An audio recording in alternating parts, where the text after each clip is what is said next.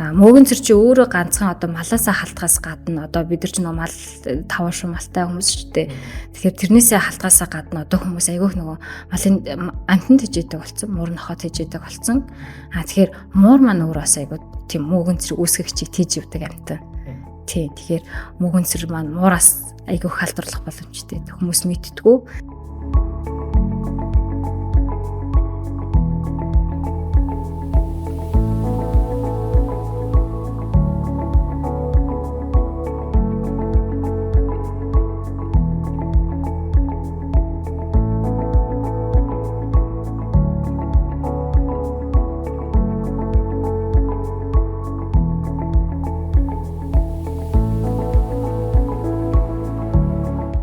Сайн байцгаана уу, подкаст үзэж байгаа өглөө өдөр орой мэндийг хүргэе. За бидний цоо шингэн дугаар танд хүрэхэд бэлэн болсон байна. За та подкастаа үргэлжлүүлж үзэхээс өмнө манай сувагт subscribe дараарай. Ингэснээр бидний бэлдэж байгаа энэ шинэ дугаарууд танд цаг алдлаг учраас гадна хажууд хонхон дээр дараад өгөх юм бол танд бас мэдээлэл очдог байх болно. За тэгээ өнөөдөр бид бүхэн бас энэ хавар цаг болж байна. За хавар цаг одоо баг хүмүүс хөгжилтэйгээр ярихад тий зарим хүнд хайр авчираа, зарим хүнд сайр авчирч ингэж ярьдаг та одоо ижилсэж болохоор тийм дугаар байгаа. Энэ бол арьс гоо сайхандаа илүү их анхаардаг хүмүүст өнөөдрийн дугаарыг бол зориулж байна. За тэгэхээр хаврын цагт ялангуяа бид нар арьсандаа илүү сайн анхаарах ёстой гэдэг талаараас өнөөдөр бид ярилцсан. Тэгээд тэр дундаа арьсны асуудалтай хүмүүс, за арьсны тэр батгашилт, за мөн арьсандаа одоо анхаарах гад арьсныхаа төрлийг ойлгохгүй байгаа тэдгээр хүмүүс өнөөдрийн дугаартай хамт байгаараа бас дуустал үзээрэй. За бидэнд өнөөдөр арьстай холбоотой мэдээлэл хүргэхээр маш чухал зочин хүрэлцэн ирсэн байгаа.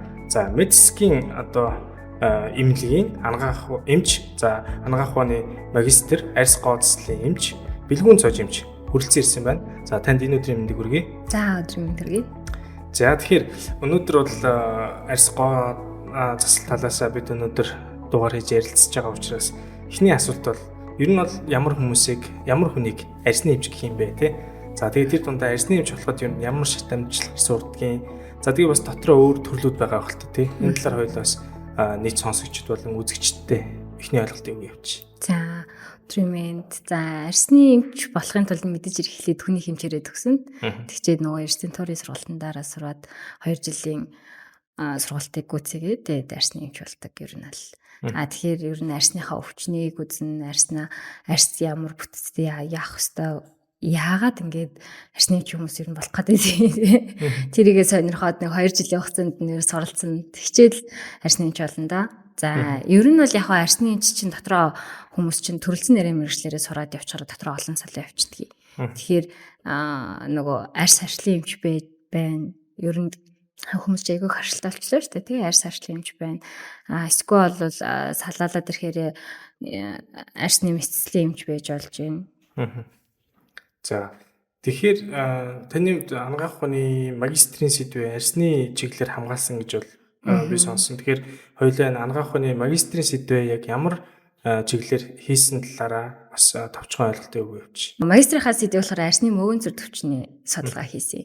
Тухайн үедээ болохоор арьсны мөөгөнцөр төвчний тархалтын байдлыг өмнөх онуудтайгаа харьцуулан судлаад тэгээд давхар нөгөө алтан стандарт буюу онцлогоог яаж нөгөө мөөгөнцөр өвчин дээр хийгээд байгаа тэр талаар нь илүү их судалсан.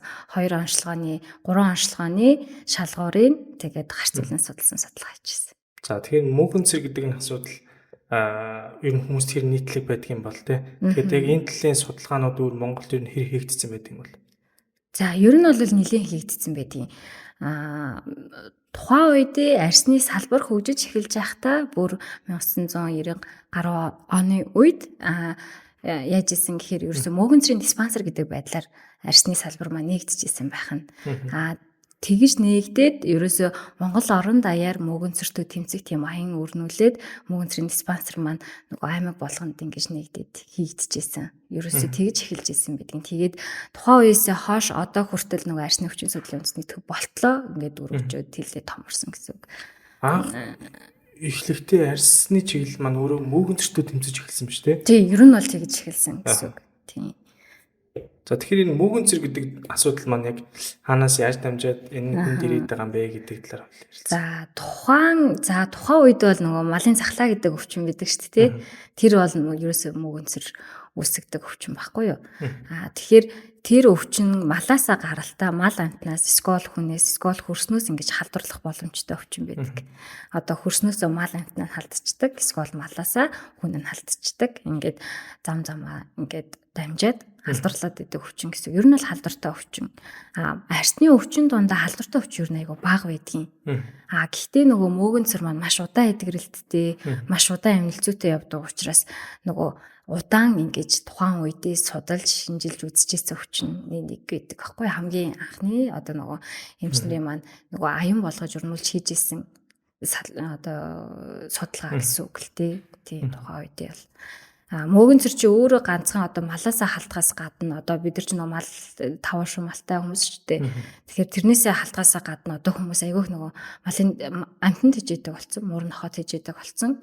Тэгэхээр муур маань өөрөө бас айгүй тийм мөөгөнцөр үүсгэгчийг тийж явдаг амтан. Тий. Тэгэхээр мөөгөнцөр маань муураас айгүй халдварлах боломжтой. Хүмүүс мэдтгүү нэг гэртээ байж агаад эсвэл гадаа хүүхдэн тоглож агаад гэртээ оруулаад ирсэн байсан юм аа. Тэгээд тэрнээсээ болоо халдварлцсан.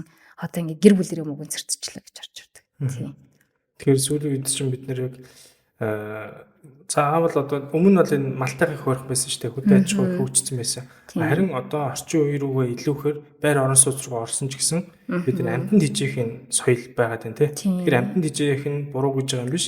Гэхдээ энэ одоо магадгүй орчин чинь нэг годомжинд явж байгаа муурыг хүүхэд нь хөрдөд ч юм өөрөө хөрдөд гэртээ оруулж ирээд хооллоод хэд хоноод ингээд гаргахаар арсны мөөгөнцөр аваад байна. Тийм халдварлах боломжтой. Тэгээ нууц хугацаатай байдаг байхгүй тэр чинь нууц хугацаа нь 10-аас 14 хоногийн дараа хавтлын замаар халдварлаж байгаа учраас хүн чинь тэрвэрн хөөрдөн хүүхэд чинь нөгөөтгөнтэйгээ ноололдно, тоглоно.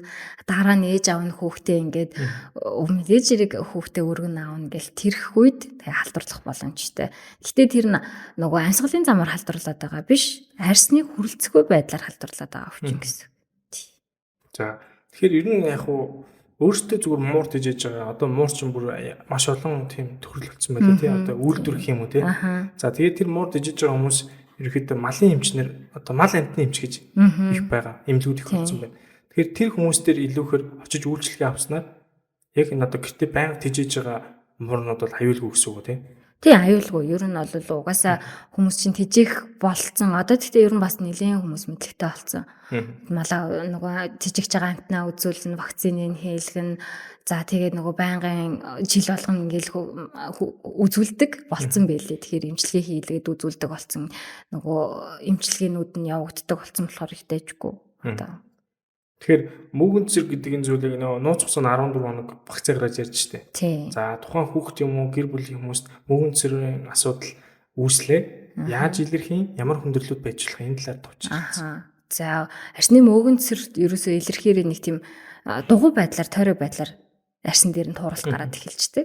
Тэгэхээр нөгөө хүмүүс чинь энэ одоо юу вэ? Юун улаан толб гараад ирчвэ гэдэг ингээд гайхаад эхэлдэг байхгүй. Гэтэ ер нь бол хүмүүс хуучны аргын хүмүүс нөгөө мөөгөнцөр байна. Нөгөө анх л тухайн үе үзэл суртлаараа яваад идэг. Тэгэхээр за зарим хүмүүс нөгөө гэрээрээ эмчлээ сонигийн цаас мас шатааж хагаад ирсэн хүмүүс янз янз идэв штэ. Ер нь бол эмэлзүүд бол нэг арсан дээр нь тууралт гарч эхэлдэг. Арсаар нь юм толбон бүрхий байдалтай юм улайгаан өнгөтэй тууралтад гараад эхэлчихдэг. Эсвэл бол зарим тохиолдолд хүний өвс унцдаг. Өвс нь яг юм тойрог байдлаар, дугуй байдлаар унаад эхлэдэг. Тэгээ тэр маань халдварлаад эхлэхээрээ нөгөө олон тооны өвснүүд хамарч унгаагаад идэг ч юм уу. Тиймэрхүү тохиолдол их гаргадаг. За тэгэхээр ер нь бол яг амтнд хижээ бити хижээ гэж байгаа биш те. За ялангуяа одоо энийг өнөөдөр сонсож байгаа ээж аав нар байвал магадгүй таны хүүхд эсвэл та годомжинд юм уу те орчинд байгаа муурыг яг тодорхой хэмжээний хоолонд өгж болно те. Юу юугүй гэртээ оруулж тижээх биш. За хэрвээ тижээхээр бол мал амтны эмнэлэг дээр очиод шинжилүүлээ те онцлуулаад өвчин байвал эдгээчээд дараа нь тижээж болно. Тий, ер нь бол мэрэгжлийн эмчт нь хандаад нөгөө тижээгч байгаа амтныхаа вакциныг хийлгээд гэртээ авч болох уугүйгээ тодорхойлуулж үзүүлчихэд тэгээ дараа нь хүүхдэд нь эсвэл зарим хүмүүс чинь муурнаас харшилтай хүүхдүүд бас хүрээд ирдэг байхгүй. Орол гэртээ бэжсэн чинь манай хүүхд ингээ бас харшилжлаа гэх. Тэгэхээр орж ирэхээр бас хэцүү болчдөг. Тэгэхээр аль болох болж өгвөл хүүхдээ харшилтай үгүйгээ тодорхойлуулчих хэрэгтэй. Бас нөгөө муур мал амтнаа тий үзүүлээд шинжилгээг үзүүлээд харуулчих хэрэгтэй. За яг саяхтай яг холбоотой нэг асуулт юу вэ гэхээр хэрвээ харшилтай байх юм бол тэр хүүхэд тэр хүн тэр амьтныг ерөөсөө тийчих ямар ч боломжгүй тийм боломжгүй гэсэн. Тэр чин тэр хүнд ерөөсөө хашлын шинж үсээд л байвал насан туршдаа л тийм шинж байхад байна л гэсэн.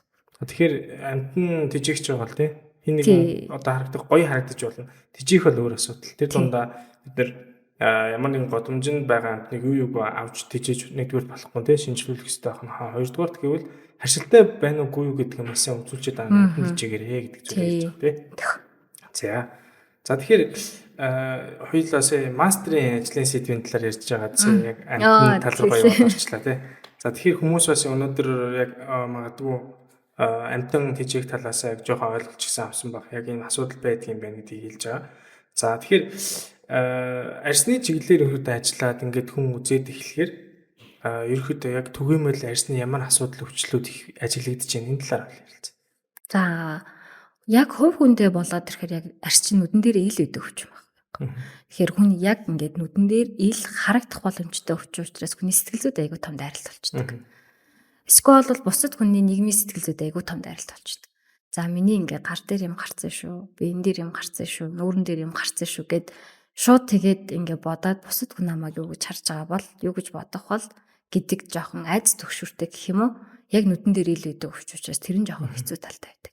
Түүнээс биш за миний судалгааны сэдвүүл нөгөө мөөгөнцөр яг арсны халдварт өвчин болохоос биш арсны тодорхойлогдсон 2000 гаруй өвчин дотроос маш ховор тохиолдолд арсны өвчин халдварладаг. Одоо маш бага тохиолдол нь халдвартай өвчнүүд байдаг. Мөөгөнцөр байж болно эсвэл хам уйдэр ч юм уу. Бусад өвчнүүд бол ер нь бол 90% нь ерөөсөө халдвартай өвчин байдаг. Арсны өвчнүүд. Тэгэхээр 2000 гаруй тодорхойлогдсон өвчний 80% нь ерөөсөө халдварлагдаггүй байхгүй юу? Өвчнүүд, арсны өвчнүүд. Гэхдээ нүдэн дээр ил өгдөг учраас хүмүүс маш их хэмзгээр хүлээж авдаг. Одоо нөгөө миний арсан дээр юм гарчлаа. Одоо нөгөөх нь ерөөсөө арилахгүй. Эсвэл архаг дамжирдаг ч юм уу. Тэгэхээр хүмүүс сэтгэл зүйн байдал, эсвэл хүний амьдралын чанар нөлөөлөд эхэлдэг. Тэр нь жоохон хэцүү болоод арсны өвчнийг хүмүүс нөгөө жоохон сүжиглэх гэдэг талтай байдаг. Ер нь нийгмийн сэтгэл зүй жоохон хүмүүсээс зайгаа авах, төвөгшөх тийм байдал руу шилжих гэдэг. Уг нь бол арсны өвчин 80% нь ерөөсөө халдварлаад идэх өвчин байдаг. Тэгэхээр арсны өвчтөд тууралтай хүмүүсийнх юм бол юу тэр халтдаг гэдэг ойлголт байхгүй юм шүү дээ. Байхгүй. Тий, ерөөсөө тийм халдварладаг гэдэг ойлголт ер нь бол маш бага. Хэрвээ яг онцлуулаад мөөгөнцөр юм уу эсвэл хамаа гэдэг нь тодорхойлогдчихвол за энэ халдвартай өвчин гэдэг юм хэлэх юм шүү дээ юм чинь. Түүнээс биш бол ер нь 80% нь ерөөсөө тийм халдварладаг өвчин байдаг. Тасаа хэллээ шүү дээ. Арсны өвчин өөрөө маш олон төрлүүд байдаг гэж ярьж байна. Яг Монголын нөхцөл байдлын эрсдэс уур амьсгалтай холбоотой нийтлэг илэрч байгаа тийм арсны өвчл гэж юу байна уу? Байна. Ер нь бол бараг 200 гаруй тооны өвчин манай арсны үндэсний төв, за арсны эмнэлгүүдээр ер нь байнга яригдчихэж идэг. Ер нь одоо юу гэдгийг хүүхдийн диатез зэгзэм гэлээдэг шүү дээ тийм ээ. Тэр бол хүн болгоно бараг хүүхд болгоно бараг тохиолдож байна. За эсвэл бол нөгөө нэг батгашилт хийж болж байна. Эсвэл хайрстүүлд гэдэг өвчин байж болж байна. Эсвэл бол нөгөө хоолноос харшилдаг, хүнсний харшилтай, эсвэл чонын өрөөс гардаг, гинт уруул ам хавцчдаг тиймэрхүү хүмүүс ер нь маш их тохиолддог. За тэгэхээр ер нь маш олон арсны өвчлүүд байгаа юм байна. Тэгээд хүмүүс сүүлд бас яг арстаа анхаарал эмчтэр очих нь илүү их болцсон байх гэж бол би харж байгаа. За тэгэхээр хоёулаа арсны бүтцийн талаар бас товчхон ойлголт өгч тээ. Өнөөдөр хоёулаа арс ярьж байгаа. Бид энэ арсны асуудал ярьж байгаа. Тэгэхээр арсны бүтц гэдэг чинь өөрөө нэг иймэрхүү юм байдаг шүү гэдэг зүгээр товчхон хоёулаа ярьж. За арс гэдэг бол одоо нөгөө хүнийгээ бүрхүүд хамгаалж яадаг хамгийн том эрхтэн.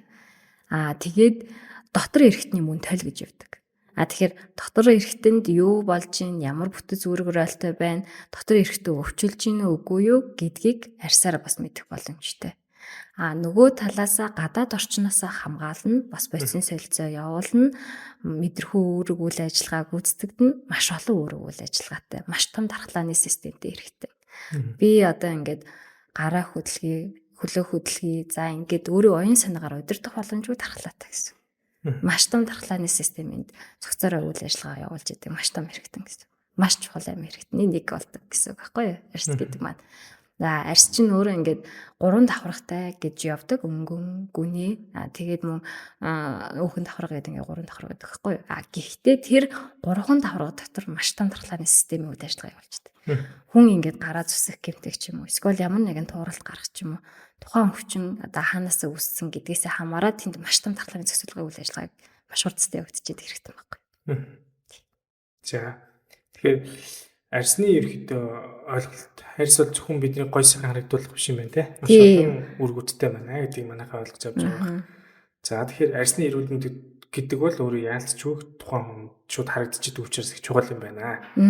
За арьсны төрлүүд гэж байгаад байдаг. За жишээлбэл одоо сүүлийн үед арьсны онцлогоон дээр ингээд онцлуулаад те нэг нүрээ хийгээд нэг аппарат нь онцлуулаад байгаа хүмүүс их харагдаад байгаа. Энэ нь дотроо тослог, хуурай, холимог гэд арьсууд байгаа те. Тэгвэл энэ эдгээр арьсны одоо төрлүүд яг ямар төрлүүд байдаг юм бэ те нэгдүгээр. За энэ арьсны төрлүүд нь энэ арьсны төрөл нь арай илүү юм давуу талтай, энэ нь илүү юм цул талтай гэдэг талаас таас ойлголт өгч. За яг хүмүүсийн нэг мэддэг, дийлэгтэй мэддэг миний арьс тослог шүү, миний арьс хуурай шүү, миний арьс солимог шүү гэдэг байхгүй. Гэхдээ олон улсын ангилалдаа 6 өөр төрлийн арьсны бүтц одоо арьс гэдэг байхгүй. Тэгэхээр тэр маань наранд гараад шууд харалж гинөө, эсвэл бол шууд улааж гинөө, шууд тэр нөгөө механик өөрчлөлт өгч гинөө гэдэг ингээд тэр болгоноор нь ялгсан олон улсын ангилалдаа 6 өөр төрлийн арьс байдаг. Гэхдээ хүмүүсийн мэддгээр нөгөө яг л чиг нүүрэн дээрээ фокуслаад аппаратанд үзүүлээд нь шүү дээ. Тэр бол зүгээр гоо сайхны чиглэл үзүүлээ. Одоо нөгөө тослог байна уу, хуурай байна уу гэдэг маань ялгаатай гэсэн үг. Гэхдээ яг тухайн үедээ л тэр тослог байна уу, тухайн үедээ л хуурай байна уу гэдгийг үзнэ үү гэж байгаа болохоос биш бүх үедээ яг л тэр тослог хуурайгаараа байдаг гэж бол биш. Яагаад гэхээр эмэгтэй хүн дээр жишээлбэл ярил одоо нөгөө эмэгтэй хүн чинь биений эмэртэгтэй холбоотой гормоны өөрчлөлтүүд өгөөд явдаг байхгүй юу. Тэгэхээр биений яг эрхийн өмнөх үед стресстэй, ууртай гормоны зохицуулга ихсээд ирлээ шүү дээ. За тухайн үед чихэрийг хидэх ч юм уу тийм болоод ирэхээр арьс хураашдаг. Тухайн үед нь арьс хураашаад эхлэнгүүт тослог ялгаралт ихсдэг. Арьсны зохицуулга явагдах нь шүү дээ. Тослог ялгаралт ихсэнгүүт нөгөө батг гарах гэдэг. Биений эмэрсний дараа батг гарахаа гайг болчтой юм аа. Гэдэг юм явагддаг. Тэгэхээр сар болгон өөрчлөлттэй байдаг. Эрэгтэй хүн болохоор байглаасаа өөр байдаг. Ер нь бол бор шар юм уу, одоо нөгөө шар юм уу гэдгээсээ хамаараад тослог юм уу, хуурай юм уу гэдгээсээ арай өөрөөр болоо явчихдаг. Эрэгтэй хүний дааврын зохицуулах чинь гормоноос хамаараад эмэгтэй хүнийгээ ботход арьс нь угаасаа 25%-аар илүү зузаан байдаг. Тэгээд тослог ялгаралт их байдаг. Тэгэхээр нөхцөх боломжтой тийм арьс байдаг. Тэгэхээр яг тэр аппаратаар ороод яг л тухайн арьс шиг яг л тийм байна гэдэг ойлголт жоохон өрөөсгөл санагдаад тийм. Тэгэхээр хүмүүс их буруу ойлгодог юм байна шүү дээ тий. Арьсаа үзүүлэл за миний арьс тослог гэсэн ингээл яг тослогдоод харсан гоо сайхны бүтээгдэхүүн ч юм уу тий. Тэр зөвлөгөөг ингээл айгүй өрөөсгөл байдлаар ойлгоод байдаг. Яг энэ талаар бас их хүмүүс сайн ойлголтгүй байдаг учраас өнөөдөр эмчтээр ярилцж байгаа. За тэгээд хүмүүс бас нэг юм байгаад байдаг л да. Миний арьсыг тослог гэл ерөөдөө савнгаар амар савндаж байгаагаа л тэгээл ингээл бүр ингээ хатаах гал үзээд байдаг да. Бүр ингээ тийм байгаад байдаг нь яг энэ зөв ойлголт юм уу эсвэл буруу юу? За буруу л гэж хэлээ да. Энэ чинь хит их тослогийг одоо бүр ингээ байхгүй болгоод нь штэ арьсны гадаргуу дээр уг нь бэж идэг хамгаалах зохицуулга байхгүй юу уг нь тослог ялгараад байна, хөлс ялгараад байна, ус тосон бүрхүүл үүсээд байна гэдэг маань хамгаалах зохицуулга юм. Гэвчиг нөгөө талаас нь бид нар механикаар өрөлт даралт үүсгээд эсвэл механикаар гуйжуулалт скраб хийгээд хит их савндаж угаагаад тахаар буцаад нөгөө тослог маань буцаад ихсчихдэг. Бүр олон хэсэг. Тий. Ерөөсөө одоо хуурай байна л гэвэл тослог ялгаралт ихсээд байна. Гисэн л утгатай гэсэн. Ерөөсөө ингээд харилцан хамааралтай явагдчихэдэг гэсэн үг байхгүй юу? Чийгшлийн балансын нөгөө орчин гэдэг юм тэцэржүүлээд өгчвөл тослог ялгаралт багасгах ёстой. Тэгсэн чинь хүмүүс хитийг тослогжоод л байгаа юм чинь би энэ тослогийг багасгаал байх ёстой гэл хитийг савндаж угаагаал хитийг механик өрөлт хийгээл тэгээд ахаар буцаал улам тослог маань өөрийгөө хамгаалах гад арьсаад нөгөө хамгаалах гэдэг шүү дээ. Тэгэхээр буцаад ялгаралт нэгсчихдээ. Тэгэхээр ерөөсө болдог зүйл биш. Тэгэхээр тухайн хүний арьсан тохирсон тухайн хүний 6 өөр төрлийн арьсны тайп байх нь шүү дээ. Гэхдээ ер нь яг монголчууд болохоор арай өөр нэг 2 3 дахь төрлийн наранд гарахаараа уулаадаг, эсвэл наранд гарахаараа борлдог, эсвэл нөсөжчдөг тийм төрлийн арьстай хүмүүс идэх байхгүй. Тэгэхээр Монгол хүний арьсан тохирсон юм бүтээгдэхүүнүүд илүү их орж ирээд шүү дээ янз янз юм. Тэгэхээр болж өгвөл арьсандаа тохирсон юм хэрэглэх хэрэгтэй. Эсвэл бол нөгөө хит их гуйжуулаад идэг, хит их савндаад идэг юм бол ер нь буруу болохгүй юм ийм л та. За тэгэхээр хит их савндаад ээж болохгүй хан тэнд угаасаа тийм тэнцвэржүүлэх тэр зүйлийг хэлэхгүйгээр тослог тэнцвэржүүлдэг бүтээгдэхүүнүүд гэдэг зүйл байдаг байхгүй юу? Тослогийн баланс нь тэнцвэржиж ирсний дараа арьсны гүний давхаргад нь чигшлийн маш зөвлөлт хэрэгтэй гэсэн. Одоо нөгөө нэг хит их тослог ялгараад байна шүү дээ. Эсвэл одоо эмэгтэй хүнд биений мэрхийнх нь өмнө хит их тослог ялгаралт гэсэн байхгүй юу? Хамар уруулын гурвалж юм уу? Эсвэл тухны хэсгээр нь тухайн үед нь тослог тэнцвэржүүлдэг балансын бүтээгдэхүүнүүд байдаг. Тэр бүтээгдэхүүнүүдийг хэрэглэж хэрэгтэй. Эрэгтэй хүнд болохоор хит их ачаал авсан эсвэл ядарсан ч юм уу те яг тухайн тослог ихсэж байгаа үед нь тослог тэнцвэржүүлэх бүтээгдэхүүнийг хэрэглэж хэрэгтэй гэсэн. Яг тухайн үед нь. Тийм тухайн үед нь түүнээс ш өдөр болгон тослогоо тэнцвэржүүлээд байх бас ёстой биш. Тийм. Зөв. Тэгэхээр арьсаа ерөөдөө онцлуулаад миний арьс юу ямар үед ямар байгаагаас ойлгохгүй бас яг насан туршдаа миний арьс тослог гэд дандаа тэрийг одоо тослогийг арилгах гад бүтээгдэхүүн хэрэглэх юм бол бүр асуудалтай болох нь шүү дээ. Бидний нөгөө идэж ууж байгаа юм бас их нөлөөлнө. Тийм нөгөө тослогонд чинь хит их тослог ихсэгдэх хоолхонс гэдэг зүйл байдаг. Жишээлбэл хамгийн их иддэг зүйл өндөг гэдэг, тараг гэдэг, маш их хэр тослог ихсэгчдэг. Эсвэл нөгөө хуурайшуулаад идэг зүйлүүд бас идэг. Нөгөө одоо юу гэх спиртийн төрлийн зүйл уучгаар харьцсан маш их хуурайшчихдаг. Боцын салцаа удаашир чинь би ус гүйж тэгэхээр нөгөө арьс маань хуурайшчихдаг. Тэгэнгүүт автоматар тослог ялгардаг гэсэн. Тэгэхээр нөгөө тослог нь хит ялгарах ихсэх үе ямар хоол юу ийдсэн бэ гэдгээ бас бодох хэрэгтэй. Хүүхдүүдэд айгүй их ажиглагддаг юм нөгөө нэг жижиг нөгөө толгоогүй батхнууд байдаг. Тэд нар дандаа тосон бөглөөнүүд үсгсэн. Яах вэ гэхээр хүүхдүүд айгүй их нөгөө тараг уудаг, оёостой тараг уудаг штэ. Энэ л айгүй зүгээр гэдэг идэдэг. Тэгэхээр нөгөө тослог маань ихсээд идэг хүүхдүүд маань нүүрэн дээр батг гарах маань идэж ууж байгаа юмтай маань холбоогүй тэгэл хамаагүй идчихгээд идэг талтай. Тэгэхээр тослог ялгаруулалт ихсэгдэг хоол хүнс гэж үсэдэг. Тэр нь ерөн л дийлэгтэй өндөг тараг. Тэгээ нөгөө хуурайшуулдаг бүтээгдэхүүн спиртийн төрлийн зүйл ундаанаас ер нь айл болох татгал заа гэвэл бас дэжгүй. 30 гаруй жилийн түүхтэй Францын алдарт эмчилгээний брэнд болох Topic Cream брэндийг танилцуулъя. Олон багц бүтээгдэхүүн байдгаас Hydra хэмээх гүн чигшүүлэх багцыг гэр бүлээрээ өдөр тутамдаа хэрэглэхийг санал болгож байна. Тус багцад арьсыг таталтуулахгүй зөөлрүүлэгчтэй, гээлэн цэвэрлэгч, сүүн шингэн, эцлэн аруус гуйжуулагч болон гүн чигшүүлэх серум тос багцсан байгаа. Илүү дэлгэрэнгүй мэдээллийг доорх сошиал хаягуудаас аваарай. Ер нь арьсныхаа төрлийг холиосоо ярьлаа. Нийт 6 төрөл байдаг гэж ярьлаа. За тэгэхээр арьсныхаа төрлийг ерөнхийдөө би яг ямар арьсны төрөлтэй юм бэ? Ерөнхийн нэг тийм энэ хүн нэг иймэрхүү төрөл байдаг. Гэхдээ энэ хувраад идэг гэдэг тийм юм байдаг юм уу? Эсвэл ерөнхийдөө ингэж хувраад яваад байдаг юм? Ерөө хувирахгүй яг л тэр төрлөөрөө л байна. Тухайн төрлийн арьс одоо юу гэх юм. За жишээлбэл монголчууд ер нь дийлэх нь 2 болон 3 дахь төрлийн тайпны арьстай байхгүй.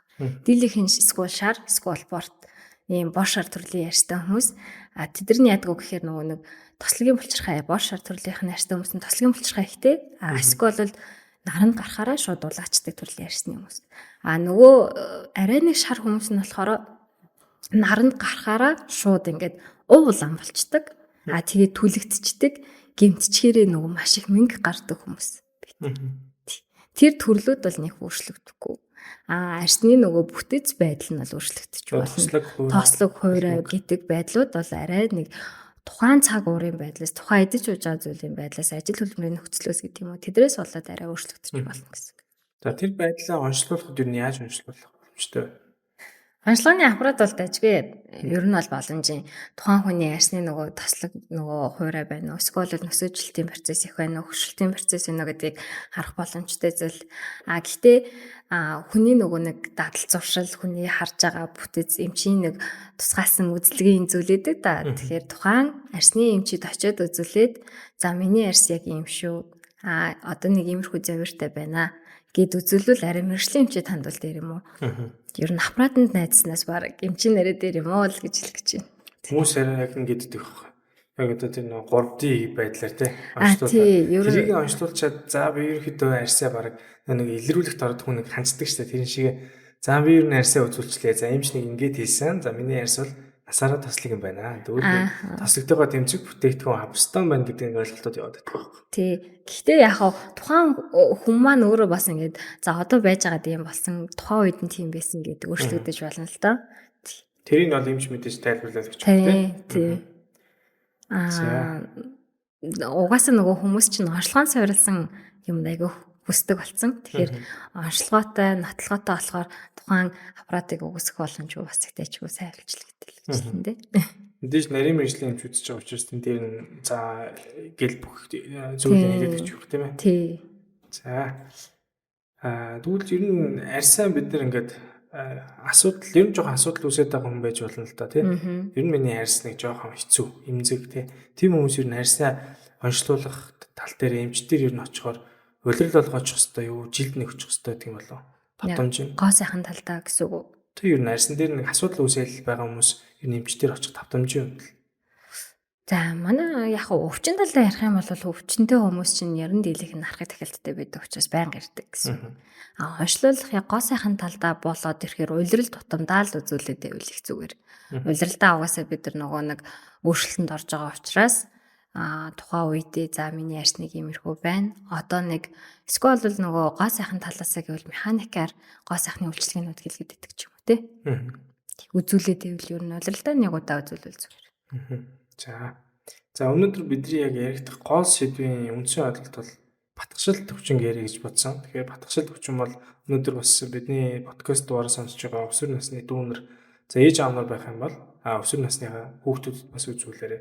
За тэгээд зөвхөн өсвөр нас гэлтгүүгээр батгшилт энэ арьсны асуудалч маш төвөгмөл болчиход байгаа. За тэгвэл батгшилт гэж энэ асуудал энэ өвчин ер нь яг ямар зүйлийг батгшилт гэж нэрлэх юм бэ гэдэг хоёулаа тодорхойлт эхлээд өгч. За батга гэдэг бол өвчин байхгүй. Хүмүүс мэдхгүй зүгээр тохиолдолд өсвөр насны тохиолдолд өнгөрдөг зүйл гэж боддог тийм. Батга бол яг тухайлсан өвчин. Удаа явцтай, эмнэлзэн явц нь удаа явагддаг, удаа эдгэрдэг, шинж тэмдэг бас удаа өгдөг. Гэхдээ зөвөр шаналгаа багтай энэ өвчнийг ерөөсө батга гэж нэрлэдэг. Батга гэдэг маань маш олон төрөл байдаг. Нөгөө хүмүүс хэлдгээр хар цагаа эдэтэ эдэг үг хэлдэг шүү дээ. Тэгэхээр хар цагаан батга байна. Тэгээ мөн цистик батга байна. Өрсөлтэй батга байна. Тэгээ мөн батга дотроо мөн 50-аас дээш насны эмэгтэйчүүдэд илүү их тохиолддог ягаан батга бас байдаг. Дийлэнх 60-аас дээш насныхын ч юм уу. Эсвэл яа тэгэхээр тухайн хүмүүст цэвэршилтэй холбоотойгоор гормоны өршөлт ороод ирэхээр батга үүсчдэг. За батга яагаад үүсээд байна гэхээр ерөөсөө гормон. Тосны булчиргаа үйл ажиллагаа хит ихсэх, андроген ихсээд ирэхээр тосны булчиргаа үйл ажиллагаа хит ихсээд ирэхээр батгажилт үүсчдэг. Тэр нь дийлэнх үүсдэг газрууд нь ерөөсөө нөгөө нүүр, хацар, эсвэл яг эрүүний доод хэсгээр, эсвэл нөгөө нуруу цээжээр мөн бас дийлэнх ирдэг тохиолдол нь 30-аас дээш насны эмэгтэй хүмүүст үүсэж идэг эмэгтэйчүүдийн батга гэдэг зүйл үүсдэг. Айгүй хоолн тохиолддог. Өсвөр насны батгаас илүүтэй эмэгтэйчүүдийн батга бас нэлээд их тохиолддог. Тэр батганууд яа тэгэхээр зовир шаналгаатай зангилаа үүсчдэг болохоор хүмүүс тэр болгон бас нэг юу яахгүй ирэхгүй биш одоо окей ирэх юм ер нь ирэхийн шууд өгөө нэг юм гарчингууд эмхтэй юм чинь тэндээ айгүй хэмзэглэн тэгээд ер нь зовир шаналгаа ихтэй өвчин гэх юм уу тийм. За батгшил тэгэхээр зүгээр нэг өсвөр насны тийм үү эсвэл те амьдралынх нь нэг үед зүг гараал болждаг зүйл биш мэн энэ бол өвчин юм байна. Бие даасан өвчин. Бие даасан өвчин. За тэгвэл батгшил гэдэг өвчин ерөөдөө яг яаж арьсны ямар давхартай яаж үүсэж байгаа механизмын таас хэлээд өгч. За яг янз түрүү нөгөө нэг тослог яриад байсан шүү дээ тий. Тэгэхээр өсний хүүдийн хамарсан эдэт одоо өрөвсөлтэй өвчнийг хэлээд байгаа гэсэн үг. Одоо тэр чин өнгөн арьсан дээр харагдахгүйгээр арьсны гүний давхаргад өсний хүүдийн маань байж идэг. Өсний хүүдийгээ тойроо тослогийн булчирхай байж идэг. Тэр тослогийн булчирхайн ялгаралт ихсээд ирэхээрээ нөгөө тосон бөглөөтэй эдэтэй юм шиг ингэж харагдаад байгаа гэсэн үг. Гэхдээ тэр маань арьсны дээд давхаргад бидэрт харагдаад байгаа боловч тэр уг суурь нь арьсныхаа гүний давхаргад явагдчихдаг. Тэр хэсгийн арьсны гүний давхаргад явагдаад ирэхээр нөгөө бүр тийм том хүндүртэй эмзэглэлтэй батга үүсэх гээд байна гэсэн үг байхгүй. Тэгэхээр одоо нөгөө эдгэрэлтийн процесс, эмэлзүү явцын процесс нэг 14 хоног, 21 хоног хүн болгонд янз янз. Тэгээд биеэр чи нөгөө тэр чигтээ шар ус үйж идэг. Болохоор гаралтын процессыг ганцхан үсний хүүдийг хамаардаг. Нэлээ олон тооны үсний хүүдийг хамраад эхэлгээрээ буцаад нөгөө нэг эдгэрэлт нөгөө эмэлзэн явц маань удаан явах гэдэг байхгүй. Тэгэхээр та хэллээ шүү дээ. Тослогийн одоо булчирхайн үйл ажиллагаа ихсгэр гэж ярьлаа. Тэгэхээр нөгөө арьсны хувьд илүү тослог байгаатайгаа тослогжилт ихсээд байгаа хүмүүс төр бас их үүснэ гэсэн үг тийм. Тэр нь тэгнэ гэсэн үг. Тослогжилт ихсээд байгаа хүмүүс нь гэнт нөгөө тэр нөгөө өвс рүү юм батган дээр их ярих гэдэг гэсэн үг байхгүй. Тухайн үед нөгөө андроген гэдэг гормон маш их нөлөөтэй. Тэр нөгөө батг үсгээд байгаад маань андроген гормон их нөлөөтэй байдаг. Яагаад тэгэхээр андроген гормон бие тэгсэх юм бол тослогжилт ихсэж байдаг. Андроген гормон яг үед ихсдэг гэхээр хүүхд нөгөө өсөлтийн процессын үед эхэлдэг. Тэгэхээр нөгөө бэлгийн байжилтын үедээ батг гардаг юм а гэж яриад байдаг юм. Хит их өсөн дааврын ялгаралт ихсэн тухайн үед нь андроген ихсгэр тосны булчирхай үйл ажиллагаа дагаад угаасаа ихсэж идэг зүйл. Тухайн үед нь энэ гормонтой холбоотой боловч нөгөө талдаа арьсан дээрээ гарч байгаа ингээ эмэлзэн шинж тэмдэг өвчин болох гэдэг шүү дээ. Тэгэхээр гормон ихсгэд бол бид нар арьсны эмчнэр ямар нэгэн үр нөлөө үзүүлэхгүй угаасаа тэр физиологийн зүйл нөгөө талдаа хүнд зовиртой эмзэглэлтэй байгаа гэвэл тосны булчирхаанд нь яг поинтлс эмчилгээнүүд хийгээд явдаг. Тэгэхээр яг тухайн үедээ одоо өс рүү юм батганд гормон ихсэж явах үед нь батгах шилднийг үсэж болох нь байна. Эсвэл бол эмэгтэйчүүдийн 30-аас дээш гараад ирэхээр нөгөө эмэгтэй гормон маань багасаад ирэнгүүт эрэгтэй гормон маань ихсчдэг. Тэнгүүд арьс хуурайшдаг, тослог ялгаралт ихсчдэг. Тэгэхээр нөгөө хүзүү нүүр яг ирүүний доод хэсгэр илүү эмэгтэйчүүдийн батга гэдэг юм үс гэдэг. Эсвэл цэвэрч байгаа хүмүүст цэвэрч байгаа насан дээрээ ирэхээрээ эмэгтэйчүүд маань яг хамар хацраар нь яам батга гэдэг зүйл өсчдөг. Тэгэхээр тэр маань адилхан л бас нөгөө нэг гормон байхгүй эмэгтэй гормон багасаад ирэхээр эрэгтэй гормон нэгсчдэг. Тэгэхээр л нөгөө нэг тосны булчирхай маань дахиад ихсээд идэг. Тэгээл эдэтэ батга гарчдаг гэсэн. За тэгвэл батгшилд үүсээд байгаа ямар шалтгаанууд байдаг? За яг гормон 8.1 гормон гэсэн үг байхгүй. Тэгээд нөгөө талдаа хоол хүнс ярина. Тэгээд идэж ууж байгаа хүнсний бүтээгдэхүүнээ зөв хэрэглэхгүй болохоор нөгөө нэг тослог ялгаралт маань хэд их ихсэж байна. Эсвэл бол за хувь хүн ярин цэрийн дэглэмээс их шалтгаална. За нөгөө нүүр гараа алчуураа арчижаал тавиал буцаалт нөгөө халдвар маань өөрөөсөө өөрлөгөө халдварлаад авах боломжтой байдаг. Эсвэл бол нөгөө ажил амьдралын дэглэм зохицуулах боломжгүй ээлж ажил хийдэг хүмүүст маань бас их батг гарах гэдэг тохиолдол байдаг. Таас хэлсэн шүү дээ. Нүүр гараа алчуураа ерөөдөө ойрхон ууц хөвлөхгүйгээр нүүрэн дээр одоо асуудал үүсээд болоод байгаа үед нь байнга ингээд арчаад байгаа учраас тодорхой хэмжээс хариуцгал ч юм уу эсвэл алчуураа солих ч юм уу арга хэмжээс авч явах бол дахиж халдварах юм биш үү? Тийм. Тэгэхээр гэр бүлийн хүмүүс хоорондоо алчуураа тусдаа байх хэрэгтэй байна. Тийм. Зөв. Яг зөв. Яг зөв. Яг тийм тусдаа байх хэрэгтэй. Ялангуяа тийм батг гарч байгаа хүүхдэд бол гэхдээ би батг гарч байгаа хүүхдэд юу зөвлөгөө өгдөг вэ гэхээр нүрээ угаачих тэгээд зүгээр хатаачгаал гэж зөвлөгөө өгдөг. Арчихгүй. Заавал арчих шаардлага байхгүй. Зүгээр бид нар нүрээ угаачаа жоох ингээд шуфтардаг штэ. Арьсаар шуфтрахаар тэр чинь 1-2 минутын дараа үрээ хатчихдаг. Тэр заавал арчих шаардлагатай биш. Заавал механик өрөлт үүсгээл тэрийг арчаал дахиад нэг батгтаа бол нөгөө газар нь ахиж батг гаргах гад. Заавал тэг шаардлага байхгүй. Тэгэхээр батгшилтай хүний нүрээ гараа арчсан алчуураа бид арчих юм бол бас халдварах боломжтой. Зүгээр яг шууд тавтлын замаар тэр чинь халдварлахгүй л дээ. Гайгүй бас шууд тэгж хэлэхэд бас өрөөсгөл болох гэдэг. Гэтэ ер нь бас яг хувийн ариун цэвэрч бас нүрийн алчуурн дээр ярьдаг. Тусдаа алчууртай байх хэрэгтэй. Яг зөв. Тийм. Зарим хүмүүс маар сэжиглээд тэг нүрэн дээр нэг баг юм гарч байгаа. За. Тэгвэл батгшилд өвчнөний одоо шинж тэмдгүүд нь ер нь яаж илэрдэг юм бол яг таних одоо арга зам гэх юм те энэ нэг батгшилт байна да гэдэг нэг хүн өөрийгөө хараад мэдэх юм боломж байгаа. За шууд хараад мэдэх боломжтой. Шууд хараад энэ батг байна. За мэдэх боломжтой. Яа тэгэхээр тэр чинь нөгөө хүнд их зовиртой тухайн үед нөгөө жоохон халууд өгөө чимчгсэн байдлаар гарч эхлээд жижиггээ эдэтэ өсний хүүдийн юур өсөл шиг яг тэгж гарч ирдэг гэсэн үг байхгүй. Зарим нэг өвчнөөс яг ялгаан онцлогож жоохон хүнд өртөө жоохон хүндрэлтэй гэх юм уу? Эсвэл нөгөө хүмүүс эрэгтэй хүмүүс даа ялангуяа сахалтай хүмүүс нөгөө өсний эрэгтэй хүний сахалны өрөвсөл гэж зүйл өгдөг байхгүй психоз гэж зүйл өгдөг. Өвчин байдаг. Тэрийг батг гэж удаад бас нэг талтай яваад байдаг. Тэр нь сахалны өсний хэсгээлх юм аа тий. Тийм яг тэгдэг. Эсвэл нөгөө талдаа хүмүүс ядгүй гэхээр толгой өстэй хэсгээр бас ингээд нөгөө өсний хүүдийн өрөөсөл яваад идэг. Тэрийгээ бас батг гэж андуураад яваад идэг. Үгүй батг гэдэг чинь яг өстэй хэсгүүдээр яг шар үст ингээд дамгаа гарч байгаа шүү дээ. Тэр чинь нөгөө цээж нороо эдрээр хараад яг эмэл зүгээрээ зүгээр шууд орлогдох боломжтой өвч юм чинь. Нөгөө талдаа хүмүүс маань скол нөгөө нүрээр нь хүүхдүүдэд түүхий мөхий гардаг ч юм уу тий. Тэхий эдрийг бас жоохон андуурах гэдэг тохиолдол бас байдаг. Зарим нь манай найз үчсэн өсөөс болохоор яг энэ өснийх нь арын хэсгүүд дээр яг өс байгаа хэсгүүд дээр нэг юм туур арьсны үржүүлэх гэсэн байдаг байхгүй. Тэрийг батг гэж бас андуурж болох юм шүү. Болох нь тийм. Тэгэхээр тэр бол биш өсний хүүдийн өрсөлт өвчин баггүй юу? Фолликулит гэдэг өөр өвчин байх нь шүү дээ. За. Тэгэхээр энэ батгшилт гэдэг өвчин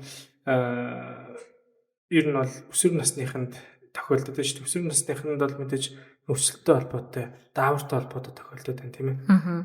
За тэгэхээр аль насныханд илүү тохиолдож байна гэхээр бараг сая хойлоо ярилцчих шиг боллоо тий. Тийм, ер нь өсвөр насныхан скол эмэгтэйчүүд эсвэл бол бас л 50-60 насны цэвэршилтийн насанд ойртож байгаа эмэгтэйчүүдэд илүү тохиолддог. Өсвөр насныхан ер нь дийлэн ихтэй дараг эрэгтэй хүүхдүүдэд илүү тохиолддог шүү. Яагаад тэр нөгөө бэлгийн байдлын процесс нь их явагддаг. Тэгээ андроген ихтэй угаасаа байж байгаа учраас тэрийгээ дагаад эрэгтэй хүүхдүүдэд өсвөр насндаа илүү тохиолдох хандлагатай. За өсвөр насны хүүхдүүд тэр дундаа эрэгтэй хүүхдүүдэд яг батгшилт бүр ингээд нэг харахаар цаанаасаа бүр тийм уг сууртай арьс нь бүр яг тэр чигээрээ бүр ингээд нэг юм гар цаацсан юм шиг хүн харагдал яг гоо зүг үзмжлэлээс тухайн хүүхд бол өөрөө шилжилтийн насан дээр явж байгаа сэтгэл зүйн хувьд бол маш өндөр хинч харсан одоо өөрт нь бол маш таагүй харагдаж байгаа шүү дээ. Тэгэхээр тэр хүүхдүүд юу цаг алдахгүй нарийн мэрэгчлийн хэмжээр очих хэрэгтэй байдгүй. За эсвэл гэртээ ямар нэгэн байдлаар арга хэмжээ авал ямар арга хэмжээнүүд авах боломжтой байдаг. Гэртээ арга хэмжээ авъя гэх юм бол ядаж зөв угаах хэрэгтэй.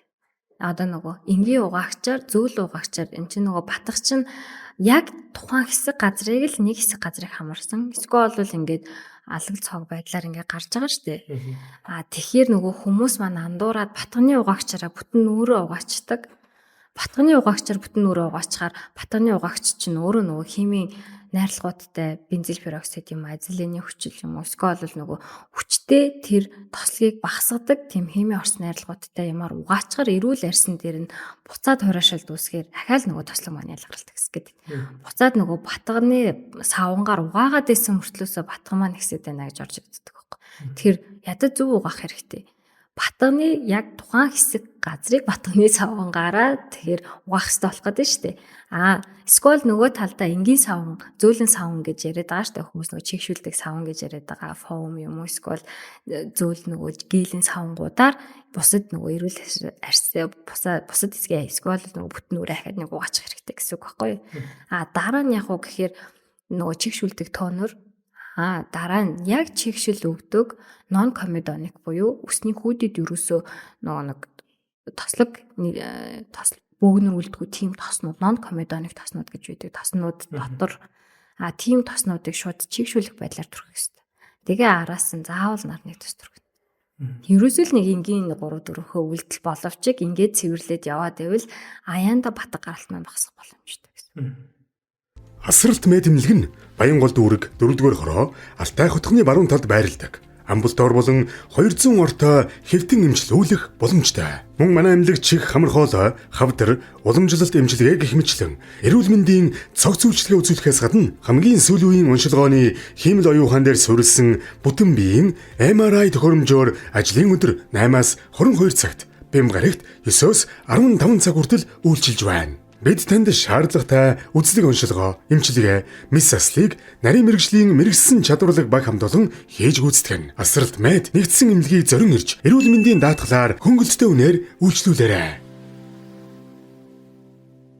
Тэгэхээр яг зөв арчлан хийхгүй яг л АИКС-ийн хэлдгээтэй батгшилтай түрхдэг тэр хэсгийнхаа яг нүрээ угаачдаг байхгүй тийм манай дүүнер залуучууд чинь. Ер нь тэгдэг. Тэгж болох нэ саяын одоо эмчийн хэлдэг дараалалаар та яг арьсандаа зөв анхаарал хандуулах юм бол заавал тэгж эмчдэр очихоор бүр хөндрөл учруулахгүйгээр манай дарах боломжтой тийм. Тэгээ нөгөө хүмүүсээс нөгөө хоолны дэглэмээ зөв барих хэрэгтэй. Хит их тослог ихсэгдэх хоолнууд, хит их биеийг өсгөөжүүлдэг зүйлүүд тиймэрхүү юмнууд хэрэглэх болохгүй.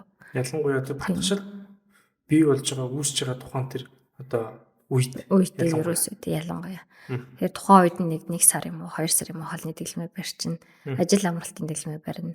За тэгээ нөгөө нэг хит их дэлгэцийн хамаарласаа бас болох хэрэгтэй. Энд чинь нөгөө дэлгэц маань бас буцаад нөгөө хортой туяа болчтой учраас нөгөө эмзэг нөгөө нэг өрөвсөл үүссэн байгаа арьсан дээр маань ахаад бүтцийн өөрчлөлтийг үүсгэх боломжтой гэсэн. Тэгэхээр хит их дэлгэцийн хамааралтай хүүхдүүдийг бас боловс хэлэгжилтэй. Дэлгэцийн хамааралтай тэгээд нүүрэн дээр нь батгшил өвчин үүсээд байгаа бол бас дэлгэцийн хамаарлаа багасгахгүй болохгүй юм байна. Тийм буцаад нөгөө арьсны маань гүний давхрагт үүссэн байгаа тэр өрөвсөл маань сорвжих байдлаар идэрч ч юм уу өөрчлөлт идэх гээд байна. За тэгээд ялангуяа өсвөр насны төдний маань арьсны асуудалтай бол утасны хэрэглээгээ багасгах нэ. За батгшилтыг одоо ер нь онцлогтой ямархан юм бэ гэж бодлоо. Эмэлцэн байдлаар нь онцлох юм шүү дээ. Эмчтэр яваад очсон ч гэсэн эмч бол батгшилтай нөгөө ирж байгаа хүн ч гэсэн өөрөө батгшилтай гэдэг ойлгоод хүрээд ирдэг юм шүү дээ. Тийм, ер нь бол нөгөө удаан явцсан, удаан амьдлцуу гарсан. Тэрэндээ эмчилгээ хийх гээд гэрээр арга хэмжээ авах гээд нэлээд удацсан ер нь хүмүүс ирдэг. Аргаа бараал одоо эмнэлэгтэй ирж байгаа. За, ер нь л тэгдэг батга гэдгийг бол зүгээр л нэг байдаг өсвөр үеинд болоод өнгөрдөг зүйл гэж ойлгоод ер нь ээж аауд ер нь хүүхдүүдэд гадуур нөгөө гоо сайхан батхан шахуулах ч гэдэг юм уу. Эсвэл бол гоо сайхны юм бүтээгдэхүүн авч өгөө. За одоо энэ стал яг л сайн болно гэж бодоод нэлээд хэсэг харц одоо ажилласны эцэст нөгөөх маань болохоон байсан цагт л ер нь ч тэр ирдэг те. Тэгээ нүүр нь бүр амар болцсон даал те эмчтэй юм шүү дээ. За тэгэхээр ер нь бол тухайн цаг үед нь сайн арга хэмжээг нэгдүгээр тавих гэж үз. За хэрвээ болохгүй боногэр барахгүй байх юм бол одоо эмчтэр эртхэн цаг алдалгүй очих хэрэгтэй гэдгийг хэлээд байгаа юм тийм ээ. Тийм. За батгшид өвчнөд бол ямар шинж тэмдгийг одоо илрээд ч юм уу те. За яг эмчтэр очих хэрэгтэй болчихжээ гэдэг нэг тийм сигнал өгөх ч юм уу тийм юу байж болох уу шинж тэмдэг. За яста хүндрэлнэ гэж юу? Тэгээ ер нь бол тоохгүй бүрийн эмчтэр очихгүй байх юм бол энэ тухайн хүн дээр яг ямар бүр хүндрэлүүд үүсч болох вэ?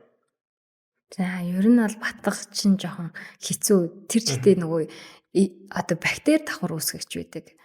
Пропионы акне гэдэг батганы бактери үүсгэгч байгаа байхгүй юу? Тэгэхээр тэрнийг одоо нэг үсний хүүдийг хамрахгүй нэлээ олон тооныг хамарсан нэлээ хүндүртэй эмзэглэлтэй юм нөгөө хажуудлаараа дарж хэвтэхтэй бүр нэлээ хүндүр эмзэглэлтэй шүүцтэй болоод ирдэг гэсэн үг. Тэгэхээр ер нь айл болох цаг алдалгүй нэг одоо газар байгаа батгах ч юм уу нэг хэсгийг хамарж байгаа үед нь л болж өгөл эртгэл үзүүлж үзүүгээр. За тэгээ батгшилд өвчний үед та хүнсний тухай ярьлаа шүү дээ. Тэгэхээр энэ дундаа бас сүүлийн үед залуучууд ч юм бас хэд хүчлэг хүнс хэрэглээд байна те. Одоо халуун ногоотой хоол бас их хэрэглэдэг болчиход байна. Энэ зүйлүүд хүчлэг төрлийн тэр хүнс одоо гац дундаа ч гэдэг юм уу те. Идэх чихэрлэг зүйлүүд, амттай зүйлүүд энэ зүйлүүдийг арьсны өрөвслийн хүмүүсийн хувьд хэрэглээд байх нь бас сөрөг нөлөө байдаг уу? Батгатай хүнд бол сөрөг нөлөөтэй хэрэггүй л гэж тийм. Туслаг угаасаа хэсэг нь тэр хоолууд. Угаасаа нөгөө халуун ногоотой хоол чинь судасны өргөсөл үүсгэж чинь тухайн хэсэг газрын нөгөө өрөвслийн процессыг улам нэмэгдүүлээд өгчин. Тэгэхээр эсвэл нөгөө нэг өндөг тар мар гэдэг чинь нөгөө тослогийн маань хэсэгчээд өгчгөр ээдтэй за бараг хэрэггүй дээ бэлэн бүтээгдэхүүн бэлэн хоол гадуур бэлэн нөгөө халуун ногоотой хүнсний бүтээгдэхүүн авч идээсэй. Царгалаарай аль болох хориглоорой 7 хоногт ядаж бүр үнэхээр идмээр байвал нэг удаа ч юм уу тий маш багаар хэрэглээрэй л гэж зөвлөдөг шүү дээ. Тэгэхгүй болохоор нөгөө хүнсний бүтээгдэхүүний хит их нөгөөтгөө хэрэглээд буцаа за зүгээр л батга гэдэг чинь байдаг л гараал өнгөрдөг зүйлгээ бодоод өнгөрчөр нөгөөх маань улам дамжраад улам хүндрээд улам эдэттэй шүүстэй болоод ирэхээр хүмүүс за одоо болох хэрэгтэй байна гэж юу н боддог. Тийм. За тэгвэл батгшил төвшнөөс бид нэр яг сэргийлэх машингийн аргууд байх боломжтой. Ер нь батгшил зарим хүн дээр тохиолдохгүй шүү дээ. Тэгэхээр энэ батгшилтаас одоо батгшил тэр хүнд тохиолдохоос өмнө бид ямар өрсөн зэрэгэл арга хэмжээнүүдийг авах боломжтой гэдэг. Арьсан машин чигшүүл. Ерөөсөө л арьсан машин чигшүүл хэрэгтэй. Тэгээд мөн арьсан нарны төсвөргөө маш сайн хамгаалах хэрэгтэй. Тэгж чадах юм бол бид сэргийлэх боломжтой. За Одоо хавар цаг болж байна тийм ээ. Тэгэхээр хавар бол зарим хүмүүс сайр авчираа, зарим хүнд нь хайр авчираад байна тийм. Тэгэхээр ямар хүнд нь хайр авчрах юм бэ гэхээр мэдээж арьсандаа илүү сайн анхаарч байгаа хүмүүст илүү гоё тийм мэдрэмжийг төрүүлээд байна шүү дээ. За тэгэхээр хавар ерөөдөө бидний энэ арьсанд ямар өөрчлөлтүүд гарах юм бэ гэдэг талаас таас хэлж өгч. За хавар болохоор ерөөсөө автоматар хураашил өсчдөг. Тэгэхээр нөгөө буцаа тослог маань хит ялгарл ихсээд идэг. Болж игэл маш сайн чигшүүл бүтээгдэхүүн хэрэглэх хэрэгтэй. Хавар одоо болж байна. За нөгөө нэг хураашил үүсэж байна. За тэгээд нөгөө хит халалт үүснэ, хит шороо үүснэ, гадны механикаас уг нь хамгаалах гад арчин байгаад байгаа шүү дээ. Гадны механик одоо нөгөө орчин цаг уурын байдлаас хамаарах хэрэгтэй болчихж байгаа байхгүй. Тэгэхээр хит халалт үүсээд, хит шороо үүсээд тэр нөгөө байгаа юмнаас чинь болоод арьс маань хураашил үүсээд идэг. Тэгэхээр арьсаа айгүй сайн чигшүүлэх хэрэгтэй. Маш сайн цэвэрлэх хэрэгтэй. Тэгээ маш сайн чигшүүлээд л ах хэрэгтэй гэсэн үг. Сайн цэвэрлэхгүй гэж чигшүүлэхдээ бол чи арьс нь асуудал болчтой. За тэгэхээр арьсны чигшүүлэх талаас та ер нь яг одоо зүгээр өөрийнхөө хэрэглэдэг ч юм уу те нэг тийм ингээд жишээ татвал ямар бүтээгдэхүүн зөвлөх вэ? За нөгөө топик кремийн хайдра их зүгээр. Би тэрийг ер нь олстой байнга хэрэглэдэг. Манай хүүхдэд хоёр. Нөө ер нь л амар арьс хураашдаг бид хоёрыг. Тэгээд ер нь бол топик кремийн милк хайдра эдрийг ер нь бол байнга хэрэглэждэг. Нүүрэндээч тэр биендээч тэр. Тэгэхээр ялангуяа хаврын цогт бол бүр илүү сайн. Бүр илүү нөгөө хураашил үүсчдэг учраас бүр илүү сайн хэрэглэх хэрэгтэй. За тэгэхээр хавар ялангуяа тэр сайртай байгаа хүмүүс ялангуяа те арьсандаа илүү сайн таарахдаг бүтээгдэхүүнийг сонгож хэрэглэхдээ илүү ихээр сайн цэвэрлээд дараа чигшүүлэх бүтээгдэхүүнээ сайн хэрэглээд байгаа бол одоо сартахгүй нэ баг те зүгээр тоглоомор хэлээ. За хаврын арьс арчилгаа бол ерөөдөө их сайн дараалал явах шүү дээ. Илүү сайн чигшүүлээл гэдэг зөвлөгөөг та өгч байна. Тийм, ер нь бол илүү сайн чигшүүлээ гэж хэлж байгаа. За таасаа нарны тус ярьж байгаа. Тэгэхээр нарны тусыг бол заавал асуух хэрэгтэй. Маш олон хүмүүс нарны тусны талаар их буруу ойлголттой байдаг гэж би бол ойлгодог. Тэгэхээр нарны тусыг ерөөдөө хүмүүс зөвхөн нарнаас хамгаална гэж ойлгоод байдаг л та. Тэгэхээр арьсны эмчтэй сууж байгаа хэргийн үйл энэ талаар заавал асуух хэрэгтэй гэж бодож байна. Тэгэхээр нарны тусыг бид нар бас зарим хүмүүс зөвхөн нарнаас хамгаалдаг гэж ойлгоод байгаа.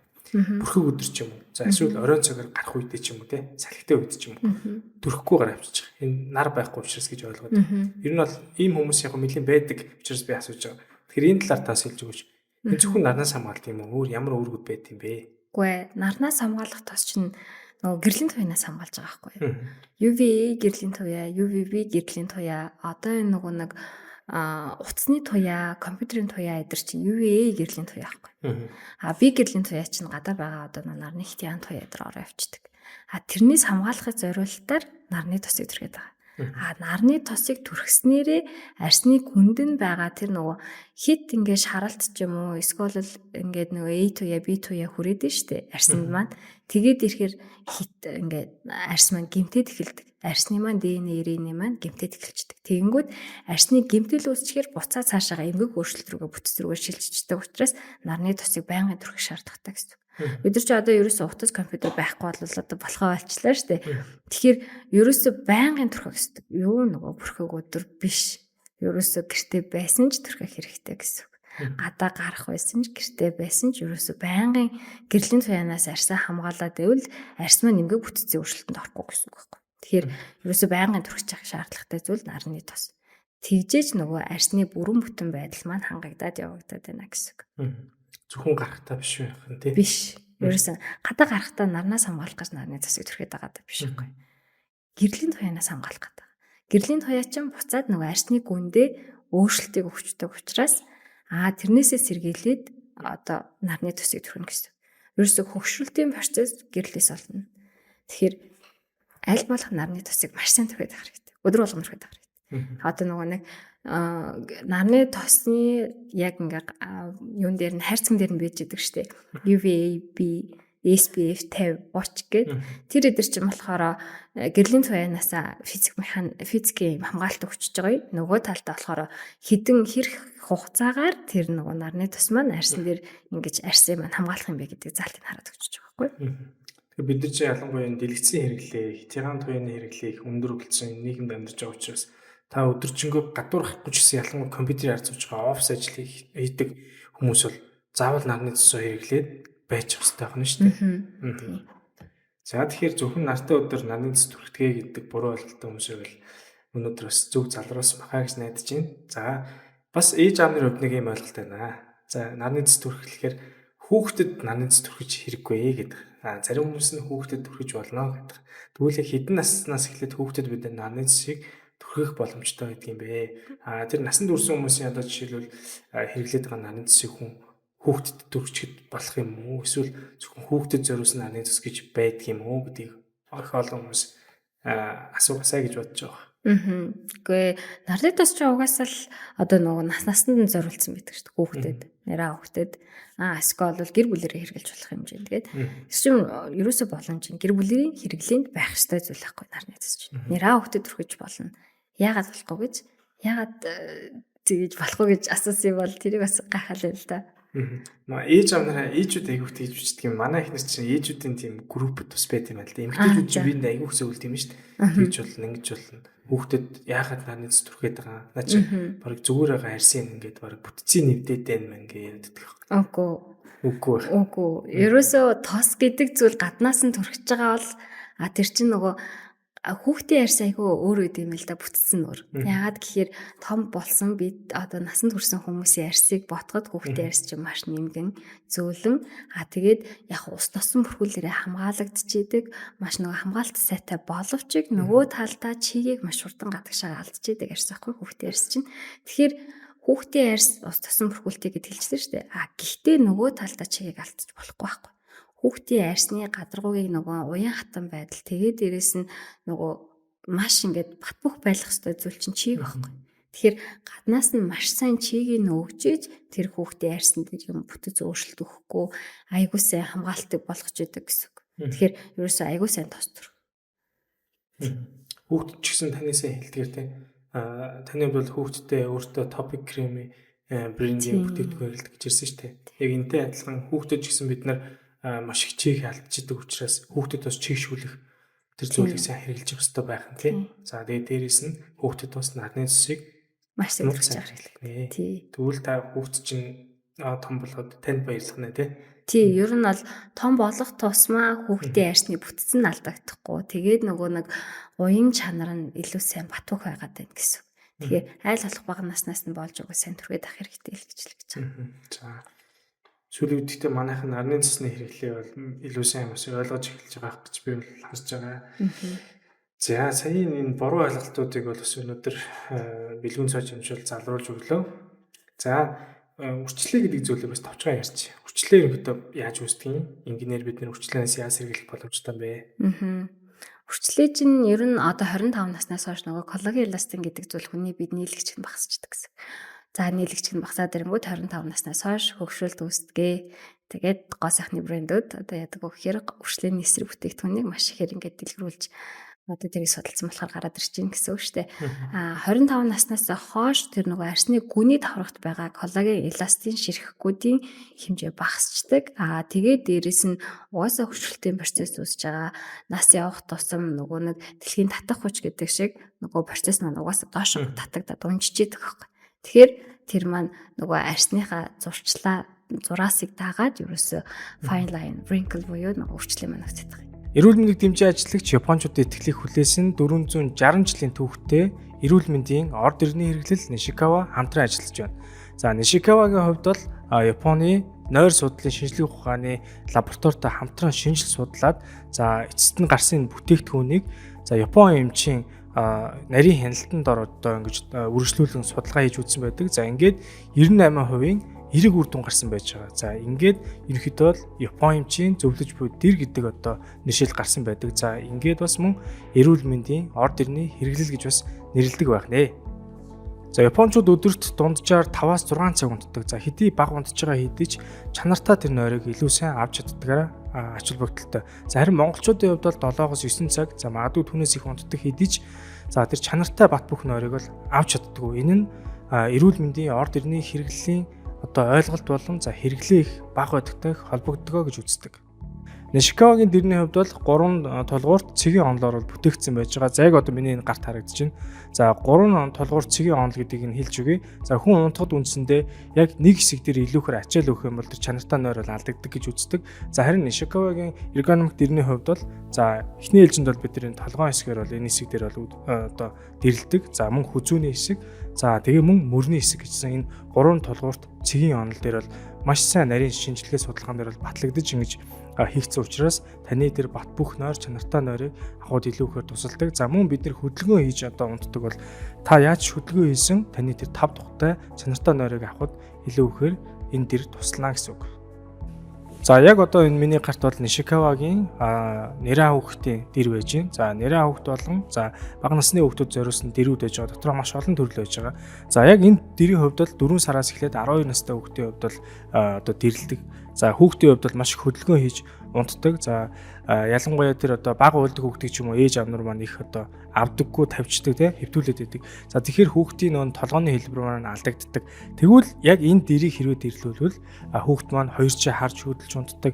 Энэ бүхэнд яг энэ эрүүл мэндийн дэрний хувьд бол таны хүүхдийн толгойн хэлбэр зөв байх боломжийг хангаж за мөн одоо тэр бат бүх чанартай нойрыг нь анхнаас нь хүүхд байгаас нь авах тэр зүйлийг одоо бүрдүүлж чаддаг гэсэн үг. За мөн Nishikawa-гийн хувьд бол агаар нэвтрүүлэгч гудс байдаг. За энэ гудсны хувьд бол таны биеийн за яг одоо жигд хуваарлалтай даралтыг одоо өгдөг учраас таны бие илүү сайн амрах боломжийг бол өсөө олгож идэг. За мөн матрас дэвсгэр за энэ нь бас илүү таныг чөлөөтэй байх одоо боломжийг бас олгож өгж байгаа. За мөн одоо эрүүл мэндийн орд ирний иж бүрдлүүд бол бүрэн одоо цогцоор бол нэг дор байрлсан гэдгээр давуу талтай юм байлээ. За байршлын хувьд бол Michelle Expo-гийн чанх одоо арт байрлал Polaris ихтлгүүр дээр Nishikawa одоо байрлаж байгаа. Тэгэхээр та яг өөрийнхөө тэр бие махбодод таарсан за мөн дэрний хувьд тэр одоо өөртөө таарсан тэр дүүргэлтийг бас хийлгээд хэмжилтүүдийг бас хийлгээд явах бүрэн боломж бол байгаа юм байна. Тэгэхээр үрчлээ үүсэх хөшрөлтөөс үрсэн сэргийлэхийн тулд бид нар таны сая хэлдгээр нөгөө 25-аас хойш хөшрөлтийн процесс явагдаад за бас энэ нөхөн төлөвлөх энэ үйл ажиллагаа ер нь 25-наас хүртэл хүний эдис бие махбодын өсөлт зогссон ч гэсэн 25-наас хүртэл эдисийн хөгжил илүү өрчмөдөө явагддаг гэж үздэг шүү дээ. Тэгэхээр энэс хойшоо бас нөгөө эластин коллаген арсны яг энэ бид нар толиор хардуулаад байгаа илүү залуу хардуулаад байгаа тэр бүтцүүд маань багасаад эхэлдэг. Тэгэхээр бид нар одоо коллаген ч юм уу, эластин ч юм уу энэ нэмэлтээр хэрэглэхээр 25-аас өмнө наснд хэрэглүүл зүгээр гэдэг юм уу? Хоошоо хэрэглүүл зүг. Янз. Тухайн хүнээсээ л болно. Гэхдээ ер нь дийлэгтээ за 25 хүрээд эхэллээ. За нэг иймэрхүү аппарат хэрэглэчи ийм одоо нэг коллаген уучхыг гэдэг юм уу? Эсвэл арсандаа ийм сайн чанарын бүтээгдэхүүн авч хэрэглэе. Яг энэ бүтээгдэхүүн маань арсын маань унжуулахгүй маань. Яг энэ бүтээгдэхүүнийг хэрэглээдээ л арс маань цаашаага нөгөө гүн суухгүй маань гэдэг юмнууд хэрэглүүл уган зүгээр. Тухайн наснаас эхлээд яг одоо яг надад өөрчлөлт мэдэгдэж байна гэдэг наснаас эхлүүл зүгээр. Одоо нөгөө нэг яг бүр ингээ өөрчлөлт нь ализинэ явагдсан, ализинэ хөшрөлтийн процесс үүссэн, ализинэ хүчлэг гүн суудсан хойно нь өршлөгээ татах гад байхснаас аль өмнө нь сэргийлээд хима хийгээд байвал илүү сайн. Хэрэглэх юм байвал хэрэглээд за тэгээд нүүрэндээ хэрэгжилж болохоор одоо нөгөө нэг коллаген дэмждэг бүтээгдэхүүн, гоо сахны бүтээгдэхүүнүүдийг бас давхар хэрэглээд байвал нөхөрчлийн маа цаашгаа гүн суухгүй гэсэн. Хүчлэг гүн суухаас өмнө л одоо өнгөц байх үед нь сайн аргамж авах хэрэгтэй байна шүү дээ. Хүрчлээ чинь нөгөө нэг арсны гүний давхаргын бүтэц алдагдаад ирэхээрээ арс мань бүр ингээд доошгоо гүн руугаа суучих гэсэн үг байхгүй. Тэгэхээр тэр нөгөө булчингийн хөдөлгөөнөөр буцаж татагдах боломжгүй зүйл. Эргэшгүй өөрчлөлт орох гэдэг гэсэн үг байхгүй. За үрслээс өрсөн сэргийлэхийн тулд бид нар тэгвэл тухайн хүний онцлогоос нь магадгүй тийм ээж аав одоо жишээлбэл тухны үрчлээтэй байхад дагаад нөгөө удамсчдаг юм байна шүү дээ. Тэгэхээр яг тэгж үрчлээ үүсдэг хүмүүс үл эртхэн арга хэмжээ аваад яваа л гэдгийг хэлж байгаа тийм. Яг гоо сайхны эмчнэр талдаа илүү ярих юм бол нөгөө механик хөдөлгөөн байдаг шүү дээ. Бидний нөгөө хөмсгөө хөдөлгөөнд байгаа булчингийн хийх хөдөлгөөнүүдийг ботокс эмчилгээгээр тэрийгэ засчдаг. Тэгэхээр нөгөө булчин хөдөлгөө болоо хөлдчихөж байгаа. Тэгэхээр нөгөө арс маань цаашаага гүн суухгүй, үрчлээ маань гүн суухаа болчдөг гэсэн. Тэгэхээр зогсооч чинь гэсэн. Тийм. Тэр чинь тэгээ нөгөө тарилга хийгдэж байгаа зүйлүүд маань хүмүүс яг өрөөсгөл ойлголттой. Буцаагаад гарахаараа илүү гүн суулгаад идэг гэдэг өөрөөсөө л ойлголттой байдаг. Үгүй Тийм шүү. байхгүй. Тийм юм байхгүй. Тэр эмчилгээнүүд чинь тухайн үедээ хийгдээд үйлчлэгээ үзүүлээд бүрэн шимэгдэх ёстой. Нөгөө шинжлэх ухаандаа нотолсон юм Үлдэхгүй байхгүй. тэгээд. Үлдэхгүй тэр чинь тэгээ шимэгдээд үлддэг зүйл. Алга болчдөг, байхгүй болчдөг зүйл байхгүй юу. Хүмүүс айгаа өөрөөсөө л ойлголттой. Гоо сайхны юм хийлгээд ахаар буцаад арьсан өвччдэг, буцаад муухай болчдөг гэж юм. Уг нь тийм биш. Ерөөсөө дандаа нэмэлт байдлаар гоо сайхны бүтээгдэхүүнүүдийг гоо сайхны нөгөө тарилга зөвлөмжүүдийг өгдөг байхгүй. Манайхан ч одоо бас их мэдгчшүүдээ тэгээд мэдхгүй байх тусмаа бүр их мэдмэхээрээ яриад байдаг. Одоо жишээл одоо миний яг энэ чинь ингээд ийм хүчлээнүүдийг үүсчдэг. Би багада салхин цэцэг тусчихсан. Тэрнтэй холбоотой сориудаар ингээд одоо өмсгөө өрхрийг энэ чинь ингээд яг тэр хэсгүүд дээр ингээд илүү хүчлээ хүчтэй юм байна. Тийм. Тэгэхээр би бас яг ботокс эмчилгээг бас хийх нь бас зөв юм байна гэж ойлгосон. Энэ болохоор яг тухайн хэсгийн яг булчингийн тэр хүчлээ дахиж үүсэж байгаа механизмыг тухайн хэсэгт нь бүр яг цаг хугацаа зогсоож байгаа юм шиг л байдаг. Зогсоож хөлдөөчж байгаа болчин л ерөөсөө хөлдөөчж байгаа. Тэгэхээр нөгөө хөдийн нүрийн мимик хөдөлгөөн байхгүй болохоос гадна тэр нөгөө булчингийн хөдөлгөөн чинь цаашаа нөгөө арсын мань гүн суулгахгүй нөгөө нэг эдийн бүтцийн өөрчлөлтөнд оруулахгүй арсын мань гүн цаашаа хонхоолгоод суулгаад үрчлээ үсгээд байхгүй л гэсэн утгатай. Механикийн зохицуулгыг хийчихэж байгаа гэсэн үг байхгүй юу? За, боломжтой байлаа. За, эрэгтэй хүн ерөөхдөө гоо сайхандаа анхаардаг энэ тал сүүлийн их ажиглагдаж байна л да. Тэгээд миний хувьд бол одоо арсныхаа гоо сайхан тус ингээл анхаарад ирэхээр маань найзууд ч тэр одоо ингээл зарим шүрэлдэг лсэн л да ингээ нэг эмэгтэй хүн шиг. Эмэгтэй хүн эрэгтэй хоёр хойлол ялгаагүй арьстай л байгаа шүү дээ. Гоо сайхандаа илүү сайн анхаарах хэрэгтэй гэдгийг л би байн хэлдэг. Тэгэхээр эрэгтэй хүн ерөөхдөө одоо эрэгтэйчүүдийн хувьд ч юм уу те би нэг гоо сайхандаа ихэн анхаарах хэрэгтэй гэдэг тань дээр юу хэр ирж байна. Тэгэд эрэгтэй хүн ерөөхдөө иймэрхүү байдлаар арьсаа арчлаад явчихвал энэ болчиндоо гэдэг нэг та зөвлөгөө өгч. За наад дээр бол эрэгтэй хүн за өдөртөө нэг 10 хүн эргэлтлэхэд 10 хүний 4 ч юм уу. Бас их ирж байгаа юм шүү дээ. Тий. Тэгэхээр үгүй гэх боломжгүй маш их зөвлөгөө авдаг эрэгтэй хүмүүс. Одоо нөгөө айгүй их анхаарал тавьдаг болчихсон арьсан да эрэгтэй хүмүүс чинь. Эрэгтэй хүний арьс байглаасаа эмэгтэй хүнийг ботход 25%-аар илүү зузаан нөгөө гой чанга коллаген ихтэй нөгөө нэг тослог булчирхаа бас их гэсэн болчихж байгаа гэсэн үг байхгүй. Тэгэхээр илүү эрэгтэй хүний арьс нь тослог боловч илүү гой коллаген ихтэй арьс идэг. Нөгөө талдаа бид нар юу зөвлөдгөө гэхээр тослог ихтэй учраас илүү их нөхч гэдэг. Илүү одоо нөгөө нөхцөлийн процесс үүсгээд идэг гэсэн үг байхгүй. Эмэгтэй хүн нөгөө эрэгтэй хүмүүс чинь тэгдэг шүү дээ. Эмэгтэй хүн амар их юм хэрэглээд байна. Эрэгтэй хүн чинь бас л адилхан юм хэрэглэх гээд байгаа шүү дээ.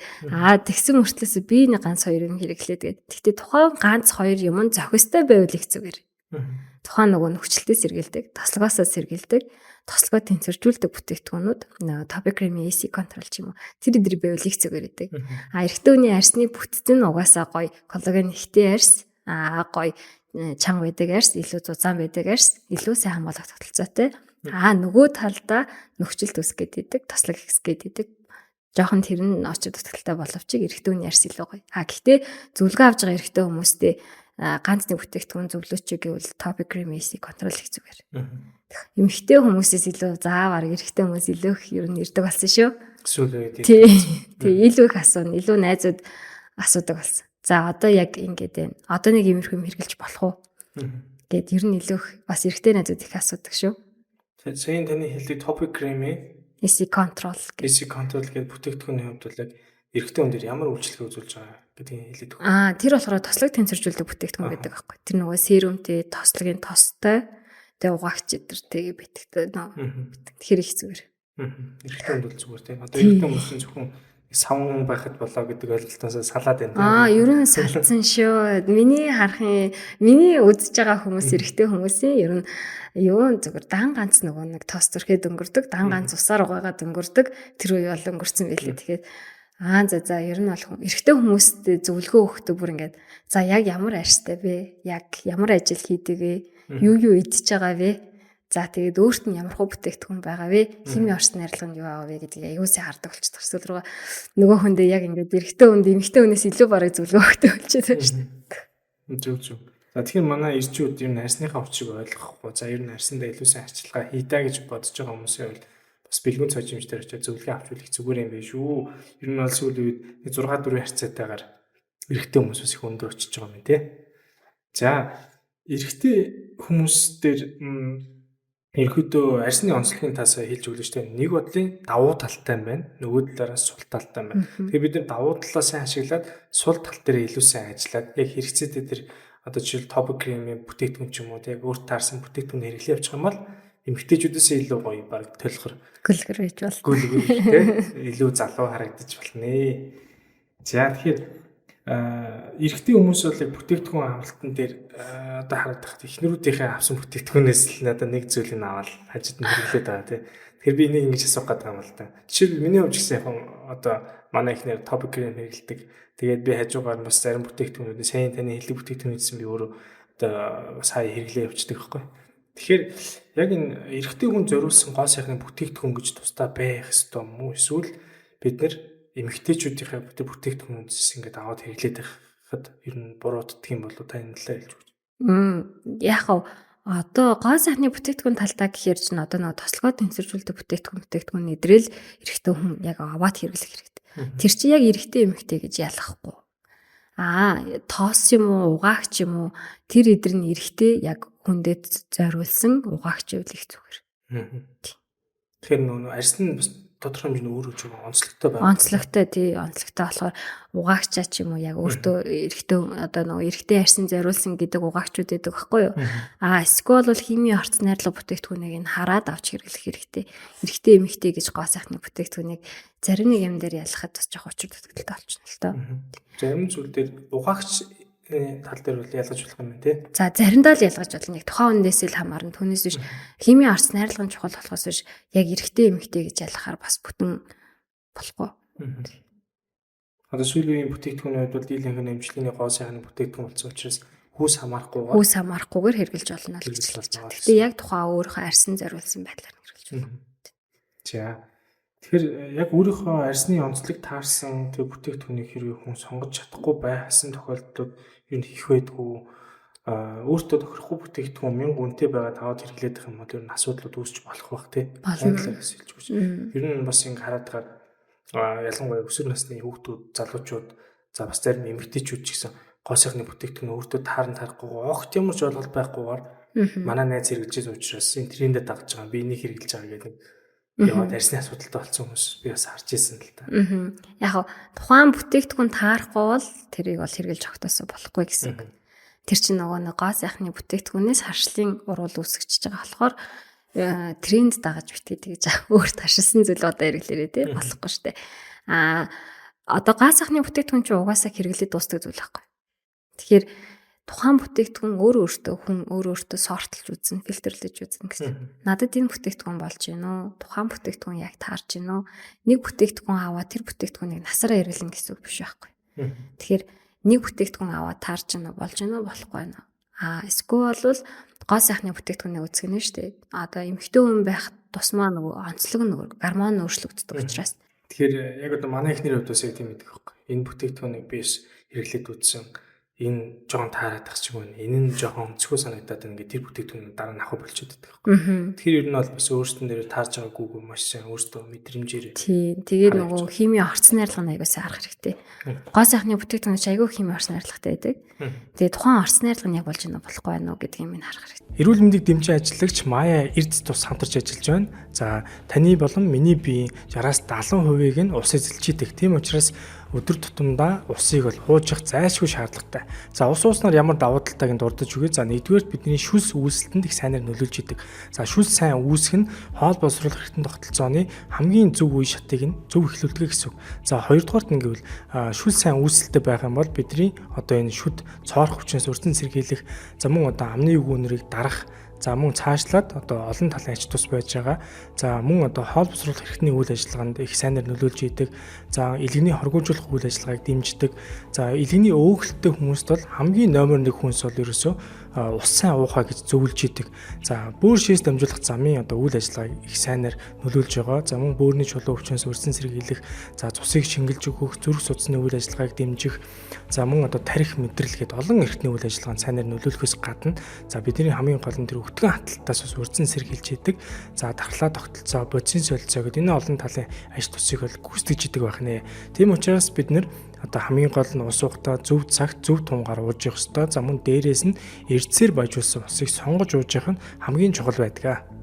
За тэгээд өнөөдрийн бид бүхний танд яг арьстай холбоотой ерөнхийдөө арьсандаа илүү арчилгаа шаардж байгаа гэдгийг ойлгоцсон хүмүүстээ зориулсан подкаст маань энэ төрөд өндөрлөж байна. Мэдээж ямар нэгэн одоо подкастын зүйлүүдийг хийхэд харталт нь арын баг гэдэг зүйл ажиллаж байдаг. Тодорхой хэмжээний ивент идэвхжийн одоо тусламжтайгаар бид бүхний дугаар танд хүрж байгаа гэдгийг бас хэлэхэд таатай байна. За өнөөдрийн дугаарыг одоо электролитээр баялаг буюу эрдсээр баялаг Мая эрдс тусал одоо дэмжиж хамтарч ажиллаж байгаа. За эмчдэрийн одоо өнөөдрийн бас амны цангааг бас тайллаа. За эмчид бас энэ Мая эрдс туснаас тодорхой дээж юусэн бас одоо танд өрөө гэсэн нэс ингээд тэндс өгж байна. За баярлалаа. За тэгээ өнөөдрийн бас дугаар дээр Topic Cream хамтарч ажиллаж байгаа. Тэгэхээр манай эмчийн хувьд гэсэн Topic Cream-ыг өөрөө сэргэлдэг. За хүмүүсийн хувьд их зөвлөдөг юм байна. За тэгвэл би бас яг эмчтэй яг энэ Topic Cream-ийн бас бүтээгдэхүүний дээж тэр дундаа илүү ихээр чигшүүлэх үйлдэлтэй энэ хаврын цэгт илүү сайн хэрэглэх одоо тэр боломжтой бүтээгдэхүүнүүдийг бас бэлэг болгож ингэж өгж байгаа. Тэгэхээр би бас эмчээс асуух гэдэг юм л да. Ер нь Topic Cream таны хувьд бас хэрэглэдэг. За тэгэхээр энэ Topic Cream одоо бусад энэ брэнд бүтээгдэхүүнүүдээс юугаараа илүү онцлог гэж та харж байгаа? За яг хэрэглэгчийн үүднээсээ үзэхэд илүү өтгөн бүтцтэй тоснууд их байдаг. Нөгөө хуурайж байгаа хүнд их зүгээр тоснууд байдгийн. Тэгээд зарим нэг яг тухайлан үйлчлэгээний бүтээгдэхүүнүүд нь илүү сайн нөсөөний эсрэг бүтээгдэхүүн байна. Бас нөгөө тослогийн бүтээгдэхүүн байна. Тэдэр нь илүү дайггүй гоё идэг учраас ер нь би өөрөө сонгож хэрэглэдэг. Хэрэглэгчийнхаа үүднээс хэрэглэж байгаа үүднээс дээрээс нь бас хүмүүсээ үлдэг гэж байна. За миний хувьд ч гэсэн Topic Cream-ийн одоо бүтээгдэхүүнүүдийг бас хэрэглэдэг. Илүүгээр үр дүнтэй гэдгийг мэдэрч байгаа. Тэгээ өнөөдөр бас эмчтэй ярилцсны үндсэн дээр за илүү бас яг яаж хэрэглэх ёстой юм бэ, боломжтой юм гэдэг зүйлүүдээ илүү сайн миний хувьд өөрөө ойлгож бас давхар зөвлөгөө авч байна. За өнөөдрөөс үзэж байгаа хүмүүс тэр дундаа манай эрэгтэйчүүдээ хөвлөн хаврын цэцэд ялангуяа Topic Cream-ийн тэр илүүгээр чигшүүлэх тэр бүтээгдэхүүнүүдийг энэ үедээ илүү сайн хэрэглэх юм бол бидний ярс илүү гоё толгоор гой харагдах боломжууд байх нэ гэдгийг ойлгож авлаа. За тэгээд Topic Cream-ийн хамт олонноос танд бас энэ бүтээгдэхүүнийг гарын бэлэг болгож өгч байгаа юм аа. За баярлалаа. За тэгээд бид бүхний энэ дугаарт бас хамтарч ажиллаж байгаа нойрыг маш сайн дэмждэг Японы 460 жилийн түүхтэй Nishikawa ордерны хэрэгсэл энэ бүтээгдэхүүн бас хамтарч ажиллаж байгаа. За хэрвээ манай өмнөх дугаар дээр бас энэ нойрны талаар илүү сайн ярьсан байгаа учраас тэр дугаарыг та үзвэл илүү сайн ойлгомжтой болох бах. За мөн асралт мэд имлэг ус өнөөдрийн дугаар дээр хамтарч ажиллаж байна. За эрүүл мэндийн тусламж үйлчилгээ, за эрт илрүүлэг ер нь бол та ямар ч тусламж үйлчилгээг цаг алдалгүйгээр асралт мэд имлэг дээр зорж ирээд хүрэлцэн ирээд одоо авах боломжтой байгаа. Тэгээд өнөөдрийн бид бүхний бас урилгыг хүлээж аваад бид бүхний одоо подкаст шимтэн сонсдог хүмүүст арьсны талаар ойлголтыг бас маш гоё энгийн бөгөөд ойлгомжтойгоор өгсөн бас бэлгүн цоож юм шигтэй баярлаа. За дугаартаа хүрэлцэн урилга өгч үлээ авсанд баярлалаа. За тэгээд өнөөдрийн дугаарыг та хэрвээ үзээ тань таалагдвал лайк дараад, комент чээд, шеэр хийгээрэй. За гол нь үзэж байгаа хүмүүс маань дийлэнх нь subscribe дараарай гэдгийг хэлгэн. Тэгээд дараагийн чухал подкаст дугаараар иргэн уулзлаа. Баяртай. 歌います肩こり君なら肩楽に目覚め